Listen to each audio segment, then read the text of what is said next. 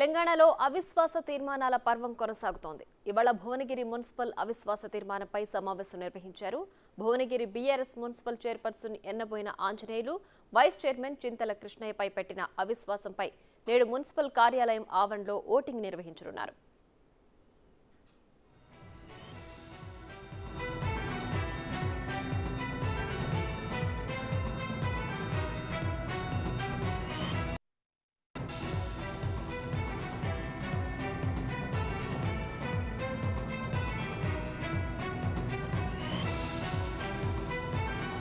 ఇప్పటి వరకు ప్రత్యేక శిబిరాల్లో ఉన్న బీఆర్ఎస్ కౌన్సిలర్లు అక్కడి నుంచి మున్సిపల్ కార్యాలయానికి చేరారు.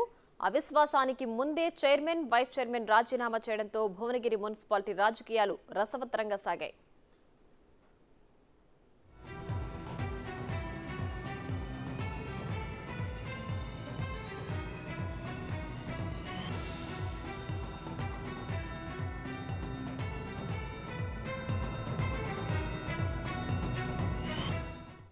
ఇక మరింత సమాచారం మా ప్రతినిధి పుల్లారావు అందిస్తారు. పుల్లారావు, చెప్పండి, భువనగిరిలో జరిగే అవిశ్వాసంపై సమావేశానికి సంబంధించి పూర్తి డీటెయిల్స్ ఏంటి?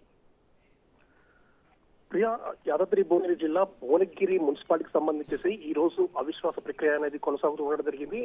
భువనగిరి మున్సిపాలిటీలో 35 మంది కౌన్సిలర్లు ఉండగా ఈ 35 మందికి సంబంధించేసి కూడా 16 మంది బీఆర్ఎస్ పార్టీకి సంబంధించిన కౌన్సిలర్స్ ఉన్నారు. అదేవిధంగా 9 మంది కాంగ్రెస్ పార్టీకి సంబంధించిన కౌన్సిలర్స్, 6 బీజేపీకి సంబంధించిన కౌన్సిలర్స్, మిగతా 4 కూడా వివిధ అంటే సిపిఎం సంబంధించి ఒక పర్సన్, బీజేపీకి ఇతర ఇండిపెండెంట్ లో ఒక 3, మొత్తం టోటల్ గా 35 మెంబర్స్ ఉండడం జరిగింది. ఈ 35 మందికి సంబంధించి మున్సిపల్ చైర్మన్ గా ఆంజనేయులు, మున్సిపల్ వైస్ చైర్మన్ గా కృష్ణయ్య అనే ప్రస్తుతం వ్యవహరిస్తూ ఉండడం జరిగింది.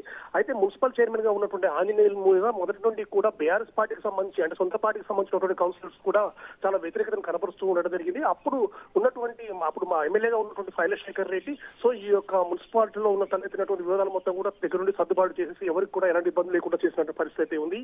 ఇటీవల జరిగినటువంటి సాధారణ ఎన్నికల్లో బీఆర్ఎస్ పార్టీ నుంచి పోటీ చేసిన శైలశేఖర్ రెడ్డి ఓడిపోయిన తర్వాత ఆ గతంలో ఆంజనేయులపై ఎవరైతే అవిశ్వాసం అంటే గురుగా ఉన్నారో వారు ఇప్పుడు అవిశ్వాసం పెట్టాలని చెప్పి నిర్ణయించుకోవడం జరిగింది. దానిలో బీఆర్ఎస్ పార్టీకి సంబంధించిన 16 మంది కౌన్సిలర్తో పాటు కాంగ్రెస్ పార్టీకి సంబంధించిన 9 మంది, అదేవిధంగా బీజేపీకి సంబంధించినటువంటి 6, మొత్తం 31 మంది కౌన్సిలర్లు అతని మున్సిపల్ చైర్మన్ పై అవిశ్వాసం పెట్టాలని చెప్పేసి కలెక్టర్ కు నోటీసులు కూడా ఇవ్వడం జరిగింది. దానిలో భాగంగా ఈ రోజు అవిశ్వాస తీర్మానం ప్రవేశపెట్టాలని చెప్పి కలెక్టర్ నిర్ణయించుకున్నారు.